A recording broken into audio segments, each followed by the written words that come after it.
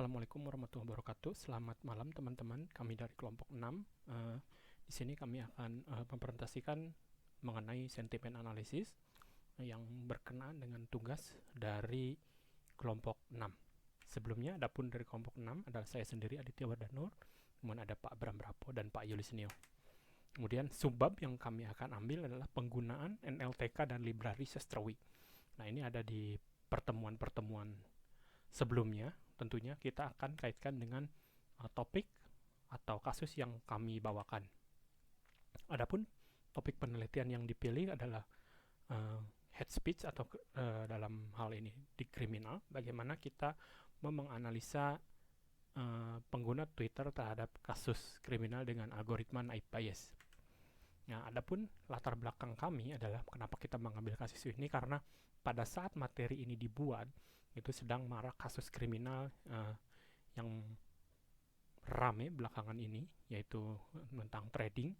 Kami di sini tentu akan menilai satu tokoh yang terkait. Kita di sini ambil Doni Salmanan karena ada dua ya kebetulan, Indra Kents dan Doni Salmanan. Tapi setelah kami cek untuk Indra Kents rata-rata sentimennya itu negatif, hampir 80%-an itu negatif ya. Seperti biasa orang Indonesia gitu kan ya, good looking sedikit, terus kemudian baik di mata masyarakat akan terlihat baik meskipun tindakannya jahat sekali. Oke, ini juga menjadi sebuah fenomena di mana jika ada kasus kriminal kemudian pelakunya disorot, itu akan menjadi sebuah peluang tertentu untuk berbagai media marketing bagaimana promosikan produk atau sesuatu yang mereka akan jual dengan menggunakan model tersebut. Nah, kali ini tujuan kita akan adalah menganalisa kita sebagai pencari talent dari model marketing. Di sini tentu saja kita akan menganalisa dari tokoh yang tadi saya sebutkan. Nah, sini seperti ini kita problematika yang kita miliki.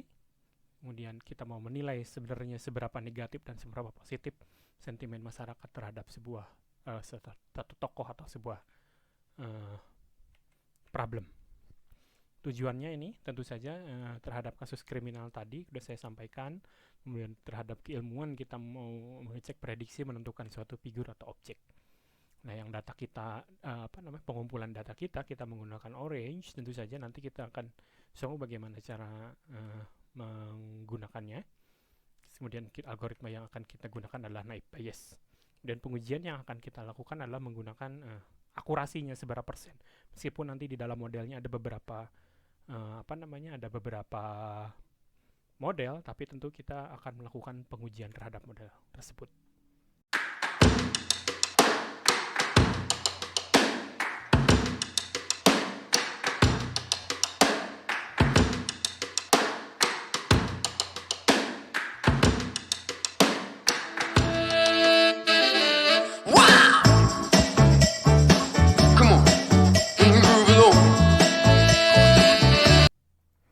Dilanjut pada part berikutnya, kita di sini melakukan coding dengan melakukan Python ya. Tapi mohon maaf, di sini saya tidak menggunakan Google Colab. Kenapa kita tidak menggunakan Google Colab, tapi saya pakai Anaconda. Yang pertama adalah saya lupa password, jadi takutnya terlalu lama nanti videonya, saya cari-cari password dulu. Jadi kita langsung saja menggunakan Anaconda, tapi tidak mengurangi maksud dan tujuan kami. Pertama kita import library dari Pandas, kemudian RE, string, dan NLTK. Ini fungsinya untuk libraries untuk mengelola string. Terus kemudian ada NLTK.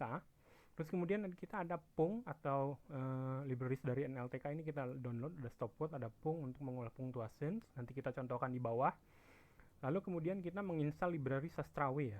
Ini kemudian ini cara importnya library sastrawi yang waktu itu disampaikan dari almarhum Profesor Dian-Mina Andriani ya kalau nggak salah. Tapi saya lupa. Oke, lanjut aja. Kita punya dataset, kita import dulu datasetnya. Seperti apa sih dataset kita? Dataset kita ini kayak gini ya. Kita sudah melakukan pengambilan data dari Orange, kemudian kita kasihkan label tertentu. Oke, kemudian labelnya 0 dan 1. 0 positif, 1 itu untuk negatif. Ini kita cuma mengubah kolomnya aja. Terus kemudian kita hitung sebenarnya komposisi data kita itu ada berapa sih. Oh ternyata untuk yang negatif ini ada segini, yang positif ada segini. Oke, kita masukkan sebagai data kita. Terus kemudian saya melakukan penghapusan data untuk data yang double. Jadi dari tadinya 4000 dihapus menjadi tinggal 3800-an. Selanjutnya di materi sebelumnya Anda mengenai tokenize. Ini kita juga sudah mengimplementasikannya. Melakukan tokenize. Lalu kita melakukan cleansing data ya. Cleansing data ini kurang lebih kita menghapuskan lowercase atau case folding, kita menghapus username, kita menghapus bracket, kemudian URL, punctuation yang seperti yang tadi saya bilang, tanda kutip 1 dan 2 kita hapus. Terus kemudian kita masukkan ke dalam row baris data kita. Ya, jadi semakin ke kanan datanya akan semakin clean. Lalu kita juga melakukan steamer. Nah, ini kita tidak akan menjelaskan, jadi yang silahkan Bapak Ibu dicek di materi yang sebelumnya. Kita masukkan ke dalam baris yang clean 2, jadi semakin ke kanan semakin baik data yang tadi saya sampaikan. Terus kemudian kita melakukan juga stop word yang tadi saya sampaikan, kita pakai Indonesian. Terus kemudian saya coba-coba untuk menambahkan beberapa yang kata-kata yang akan ada di dalam itu. Ini cuman implementasi dari materi kita. Kemudian kita sampaikan, kita masukkan ke dalam data frame ya hasil yang tadi, hasil dari stop word kita. Terus kemudian makin ke kanan di clean 3 semakin ada datanya. Oke, kita kasih label dulu ya, label data kita ini yang tadi 0 dan 1 kita kasih keterangan itu positif atau negatif. Oke, kemudian saya menghitung data yang duplikat, kemudian saya menghapus yang duplikat supaya datanya lebih clean tentu saja. Ini sudah tidak ada yang duplikat, kemudian saya ambil adalah data yang paling kanan tentunya, bersama label numericnya, label yang nomor yang tadi ya, yang kita lakukan secara manual. Oke, selanjutnya kita simpan dalam CSV yang lain untuk backup. Tapi itu tidak berpengaruh. Data yang kita lakukan, data yang kita gunakan adalah tetap data yang tadi. Nah, di sini kita menggunakan dari sklearn vectorizer. Kita tidak akan menjelaskan fungsi vectorizer itu apa, ada di materi yang sebelumnya. Tapi implementasi dari tugas kami adalah seperti ini.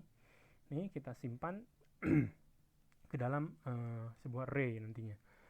Nah, lalu di bagian ini adalah bagian yang terpenting, di mana kita akan melakukan implementasi dari model yang sudah saya buat. Kita menggunakan naive Bayes, kita menggunakan multinomial naive Bayes. Terus kemudian kita juga pakai decision tree, kemudian kita juga pakai random forest classifier. Classifier. Udahlah susah. Oke, lanjut kita print modelnya kayak gini. Akurasi modelnya ini 1.0 artinya 100%. Tentu saja ini kayaknya nggak mungkin deh 100%. Kenapa? Karena setiap model itu pasti ada potensi kesalahannya, meskipun tadi kita melakukan train 80% sebagai data latih, kemudian 20% sebagai data uji, ini tidak akan sampai 100% ini. Tapi kenapa 100%? Tadi seperti yang saya sampaikan sebelumnya, data kita itu jomplang ya, 3000-an untuk yang negatif, kemudian sisanya untuk yang negatif gitu ya.